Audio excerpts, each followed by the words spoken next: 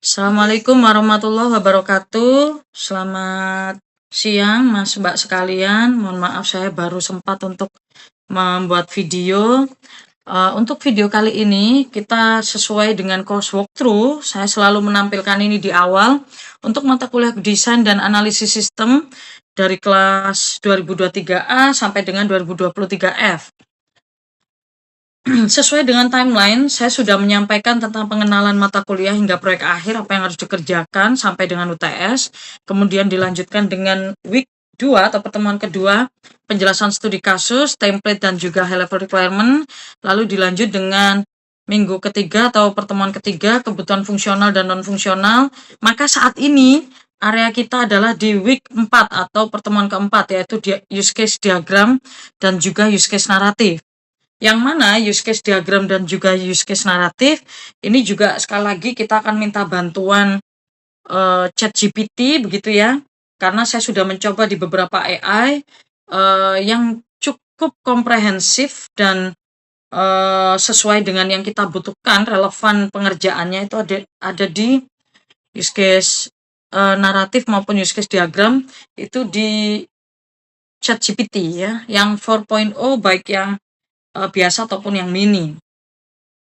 Kita masuk, setelah saya bagi ini, kalian sudah paham, jadi kelas A, 4 kebutuhan fungsional, it means 16 use case.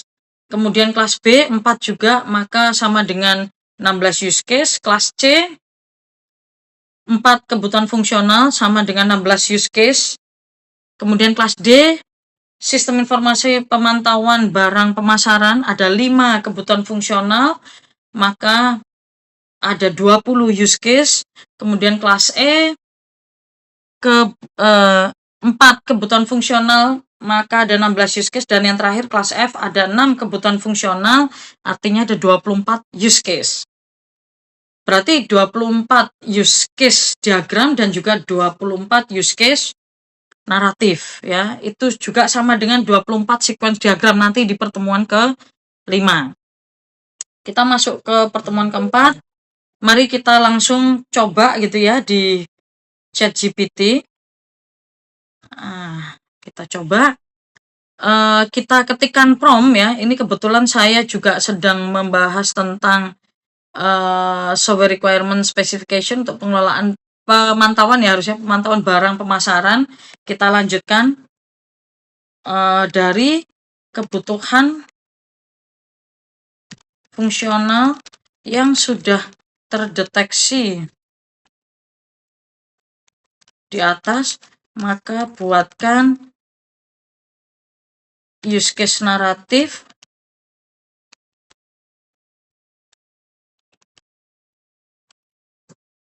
untuk masing-masing ya. Kalian nanti dapat use case apa gitu ya. Ini misalkan aja tambah stok barang misalkan gitu ya. Use case naratif terdiri dari aktor,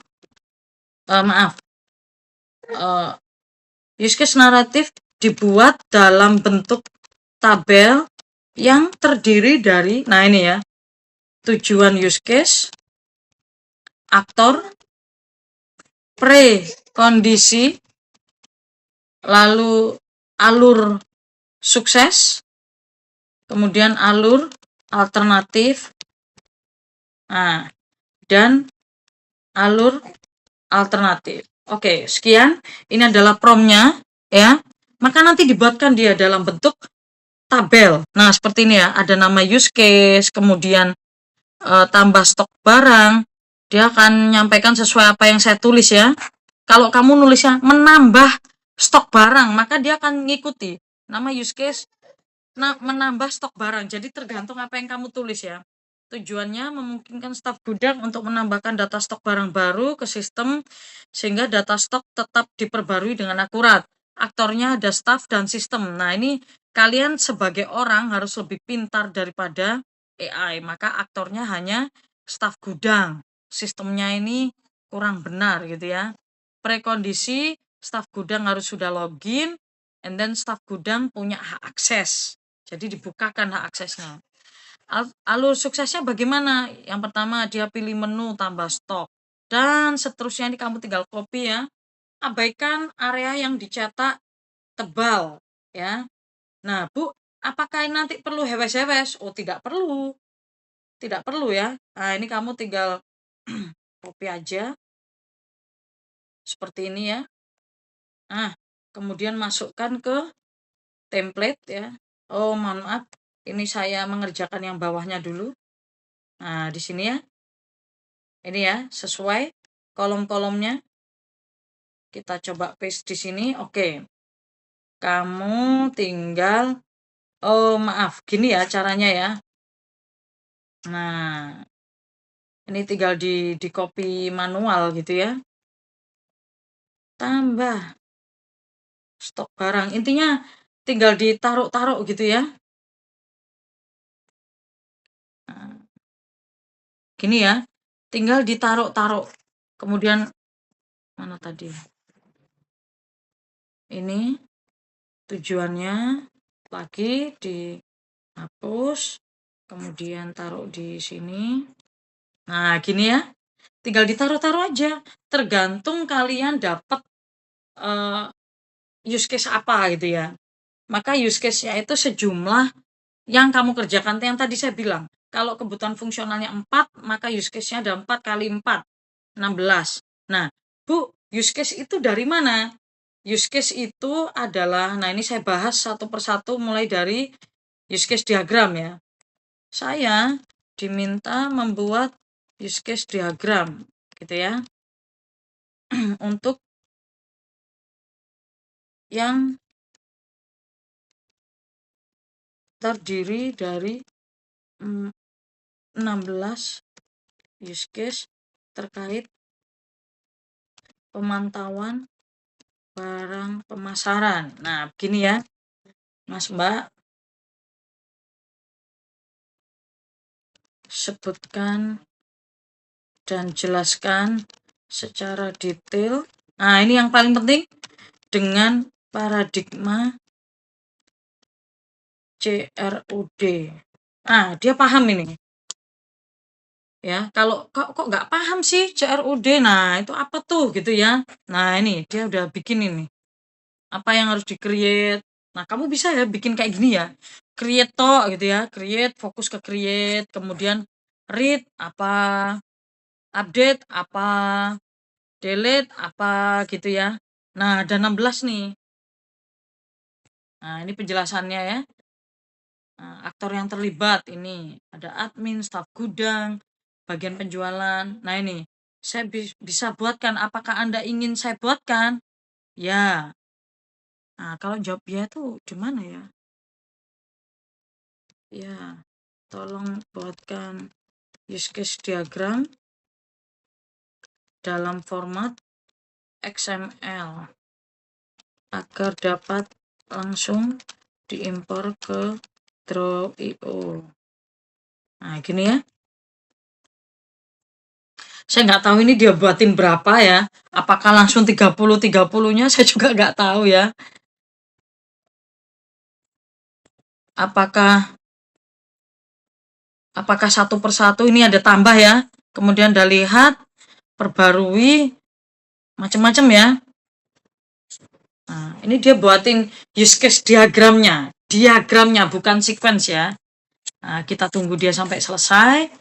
Kemudian pastikan kamu lagi buka juga Draw.io. Ini ya Mas Mbak, lagi buka ini. Nah, kita coba new ya. New. Kemudian sequence use case diagram. Enggak ada ya. Blank aja ya, pilih yang blank gitu ya. Kemudian create blank diagram. Nah, bentar. Nanti kita akan ngambil ya. Intinya kamu siapin dulu gitu ya. Siapin dulu Draw.io-nya. Kalau sudah, apa yang kita kerjakan di sini. Nah, apakah sudah selesai? Oh, sudah kayaknya. Oke. Sudah kayaknya nih ya. Copy. Ya, jangan lupa diklik copy. Kemudian kita masuk ke sequence diagramnya Draw.io. Dan kita buka dulu Notepad gitu ya. Notepad kita paste di sini. Jangan lupa disimpan. Sekali lagi cara nyimpannya adalah ini, pilih dulu save as type all files ya. Kamu ketik use case diagram gitu ya, use case diagram. Nah, gini ya, misalkan UCD gitu ya. .xml. Diketik ya, XML-nya diketik, Mas Mbak. Oke. Kemudian setelah kita menyimpan ini, kita akan membukanya di sini, Mas Mbak. File, new.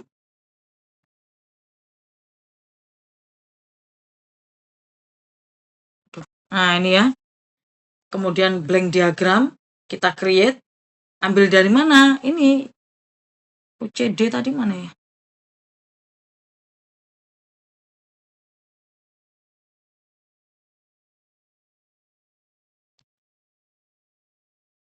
Tadi saya nyimpan di mana ya? Bentar. Oh, itu di OneDrive ya. Oke, ini misalkan ya. Oke, kita coba tunggu. Oh, ini. Nah, kalau terjadi seperti ini, Mas Mbak, sebentar. Ini.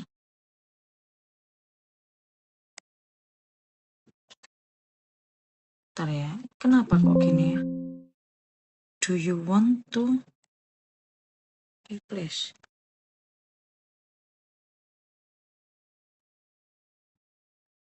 Aja ya.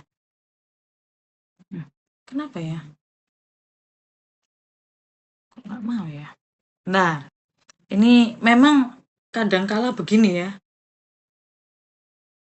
Loh. Oh, subhanallah. Oh, mohon maaf ya. Oke. Oh, harus disilang dulu ya. Mohon maaf, itu kayaknya tadi ada kesalahan. Saya ulangi lagi. Ternyata diagramnya aneh ya. Oke, kita coba. Oh iya, ini error ini berarti ya. Nah, Bu, bagaimana Bu ketika terjadi error seperti ini gitu ya? Maka kalian bisa membuat secara manual. Jadi kalau di Draw.io itu kadang saya nggak tahu ya apakah memang perlu lisensi atau bagaimana antara yang dari AI gitu ya, apapun jenis AI-nya, kemudian di-generate ke platform yang lain. Itu seringkali memang begini. Gimana Bu itu kok bisa kayak gitu? Mungkin ya nanti endingnya disuruh upgrade atau disuruh beli lisensi atau apa itu ya. Mengarahnya ke sana. Terus gimana Bu solusinya? Ini use case ini misalkan ya. Nah, kalian coba cari ya. Ini ada aktor. Nah, Bu manual. Iya, tapi kan sudah disediakan sama Draw.io. Ada aktor, ada staf gudang gitu ya. Nah, kemudian ini misalkan ya, saya menggambarnya begini. Oke. Ini ada aktor, staf gudang, dan seterusnya ya, seperti yang diberi petunjuk oleh si ChatGPT gitu ya. Nah, ini ya.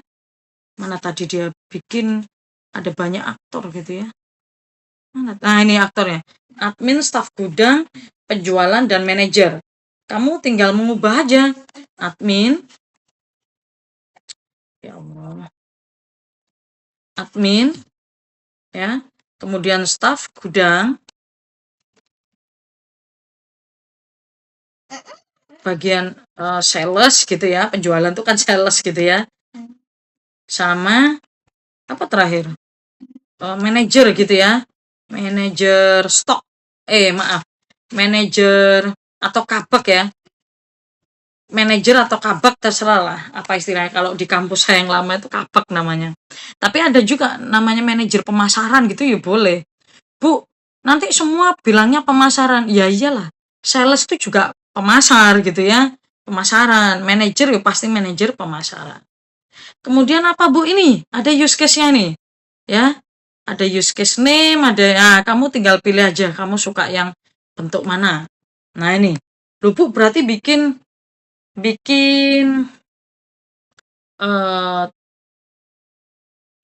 maaf 16 ya. Iya, betul ada 16 ini. Ya. 1, 2, ditata ya. Nah, gini ya. Saya bilang apa?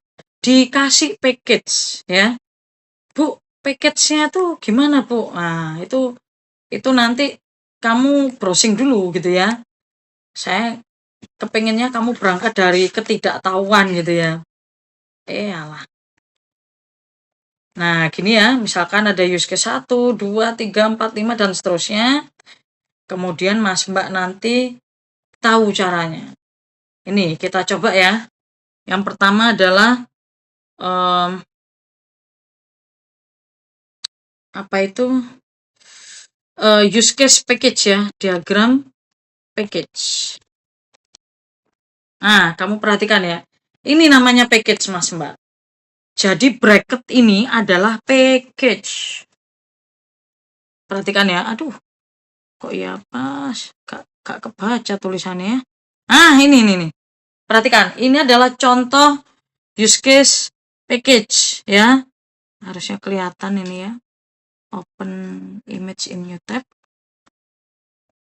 Oke, nah perhatikan. Ini ada namanya incident management atau katakan nih kalian contohnya adalah manajemen stok barang, manajemen stok ikan misalkan gitu ya, atau manajemen pengguna dan seterusnya. Nah, use case-nya apa, Bu? Use case-nya ikut ini. Use case-nya ikut ini. Nah, kamu cari create, oh ini stok barang. Nanti di sini ada update pasti. Oh, maaf, read ya. Lihat data stok. Kemudian perbarui stok. Ya. Oke. Bu, apakah delete stok ada? Nggak ada. Perhatikan. Tidak ada delete stok. Kenapa, Bu? Karena logikanya stok itu nggak mungkin dihapus. Ya. Kayak misalkan lah, nama mahasiswa, tiba-tiba namamu dihapus. Tapi NIM-mu ada, ya kan aneh. Iki NIM-nya 2308 sekian-sekian. Nama kosong, juga enak gitu ya. Nah, kayak gitu stok gitu ya logikanya ya. Nah, kemudian tambah supplier, tambah pelanggan. Nah, itu nanti dikotak-kotakin sendiri. Nah, kita coba ya. Kita coba demoin di sini. Kita cari bracketnya mana. Nah, ini kita cari bracket ya. Ini contoh aja ya, Mas Mbak. Kamu perhatikan aja contoh saya gitu ya. Nah, ini bracket. Sorry. Ini kelasnya. Oh ya, benar, oke. Ini ya. Perhatikan, ini adalah kamu urutkan dulu di bawah ya. Send to back. Send to back. Nah, ini ya. Oke. Nah, misalkan ini. Tadi ada apa aja? Ada apa aja tadi? Manajemen stok. Nah, gini ya. Manajemen stok. Kemudian kita taruh di sini ada use case 1.1 gitu ya. Tambah data stok. Kan gini ya. Kemudian UC 1.2 perbarui data stok atau update data stok ya boleh ya. Tinggal kamu bahasa Inggris atau bahasa Indonesia gitu aja ya. UC 1.3 lihat data stok. Nah, ini adalah satu paket. Kalau bisa, satu paket dikerjakan satu anak. Karena saya ingat, saya pesan untuk use case diagram itu kalau bisa maksimal dikerjakan 3 orang ya.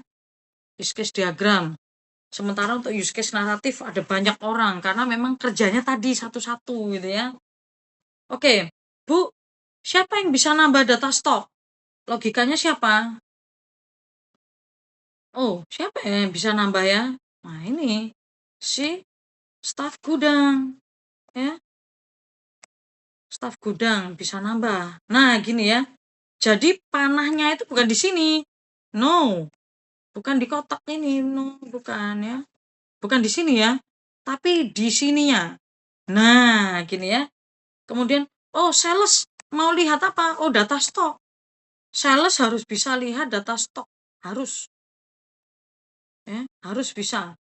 Lah dia jualan kalau nggak ngerti apa yang tinggal berapa stoknya apa dong yang diomongin. Ya. Oke. Kemudian yang bisa update data stok siapa? Oh, si ini nih, si staf gudang nih.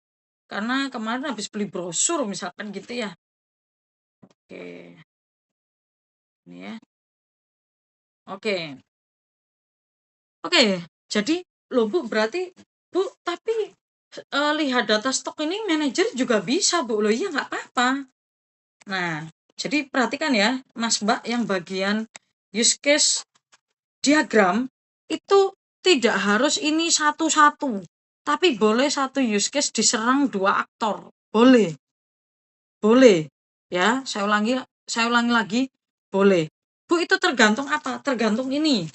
Perhatikan, tergantung ini. Nah, ini aktornya siapa? Yang bisa nambah kan cuma staf gudang. Manajer nggak boleh nambah stok. Harus staf gudang. Kenapa? Kalau manajer stok malah bisa nambah stok gudang, bahaya. Nanti dia bisa ini dong ya, tanda petik gitu ya, memanipulasi gitu kan. Mestinya nambah 100, dia cuma nulis nambah 70 gitu ya. Nggak boleh. Tapi kalau staf gudang, ya logikanya secara sistem memang seharusnya staf gudang gitu ya. Manajer itu cukup melihat aja gitu ya. Oke. Jadi kalian itu bekerjanya saling terkait Mas Mbak. Nah nanti, nanti kalau sudah jadi seperti ini Mas Mbak, ya kamu nanti punya banyak kotak-kotak nih. Punya banyak, ya. Kayak gini. Nah, ini manajemen stok ya. Saya punya lagi ini misalkan nih adalah apa ya? Manajemen apa tadi? Pelanggan itu ya. Nah, gini ya. Manajemen pelanggan. Loh, aduh kok hilang? Oh, astagfirullah. Maaf. Maaf ya, saya kok kaget sendiri. Ya, harusnya gini ya. Nah, gini ya. Send to back. Oke. Ini manajemen pelanggan. Oke. Mestinya gini ya, Mas Mbak ya. Kamu nanti ikutin lagi use case 2.1. Nah, kayak gini ya. Tambah data pelanggan. Kemudian UC 2.2. Perbarui data pelanggan dan seterusnya. Jadi dibikin package Bu, boleh nggak Bu? Package-nya ditaruh kanan. Boleh selama tidak tumpang tindih. Ya, contoh nih. Nih, saya copy ya. Nah, kayak gini nih. Kemudian terjadi tumpang tindih. Aduh ya Allah. Ya Allah. Nah, misalkan gini ya. Ntar terjadi tumpang tindih nih, kayak gini nih. Nah, kayak gini nih. Wah, ngaco ini ya. Ini malah ngaco. Bu, berarti better kita panjang. Yes. Better panjang. Jadi bukan menyamping. Ya. Bu, tapi untuk meringkas tempat gitu ya. Boleh nggak Bu kita bikin gini Bu? Nah, kayak gini. Ini kan lebih sempit gitu ya. Nah, ngerti nggak kalian bedanya nih? Oh iya ya Bu ya, lebih lebih ringkas gitu ya, lebih view-nya lebih ya lebih simpel. Nah, gini Mas Mbak. Boleh Bu Ren, boleh. Selama itu tidak tumpang tindih yang tadi saya bilang gitu ya. Jadi ini garisnya ke sini tapi saking jauhnya ketutupan use case, ketutupan apa. Kemudian garisnya tuh nutup-nutupi nggak karu-karuan semrawut gitu, itu jangan gitu ya. Jadi better panjang ke bawah juga nggak apa-apa, tapi kalau mau yang terutama kelas F ya atau kelas D itu kalian yang ada 20 atau 24 use case gitu ya. Wah, itu kalau mau panjang kelilipan ya. Saking kecilnya tuh nggak kelihatan. Nah, terus gimana, Bu? Ya itu tadi, dibikin seperti ini gitu ya. Kalau kalau begini terlalu panjang, ada 20 gitu ya wis sampai nggak kelihatan gitu ya, saking kecilnya. Atau, "Bu, boleh nggak ini dikecilin lagi?" Gitu. Boleh, terserah ya, yang penting terbaca. Gitu aja. Oke, ini untuk pertemuan keempat, saya kira cukup gitu ya. Saya akan lanjutkan video ke pertemuan 5, yaitu sequence diagram dan juga paper. Tetapi untuk paper nanti saya akan pisah sendiri. Jadi seharusnya paper itu saya memberi kuliah secara offline ya. Tapi kalau memang terpaksa harus berupa video, itu sebetulnya bukan bukan masalah di kalian, itu masalah di saya. Karena saya semacam membuka kartu as pribadi gitu ya untuk cara membuat paper gitu. Saya takutnya Mas Mbak nanti video itu tanda kutip gitu ya, malah semacam dimanfaatkan orang lah, istilahnya gitu ya. Bukan dimanfaatkan videonya, tetapi cara membuat papernya. Jadi kayak logikanya tuh kayak kita chef gitu ya, masak, tapi bumbu-bumbu dapurnya, merek kompornya, besar kecil apinya, banyak dikit minyak gorengnya, itu dibuka semua itu. Nah, kayak gitu kan akhirnya orang bisa menjiplak paper. Kalau masakan nggak apa-apa. Nah, kalau paper itu suatu apa ya? Semacam kayak otak saya diambil orang gitu ya. Kalau masakan mau diambil orang kan kamu paling, halah gak apa-apa iso beli lagi kan gitu, bisa bikin lagi. Loh, kalau pemikiran kita diambil orang itu yang susah itu ya. Nah, oke lah. Sementara sekian dulu untuk yang berkaitan dengan pertemuan keempat, yaitu use case diagram dan juga use case naratif. Silakan dikerjakan. Untuk yang use case diagram 3 orang ya, kemudian use case naratif banyak karena itu nanti dilanjutkan orang yang mengerjakan sequence diagram di pertemuan kelima. Terima kasih, saya akhiri. Wassalamualaikum warahmatullahi wabarakatuh.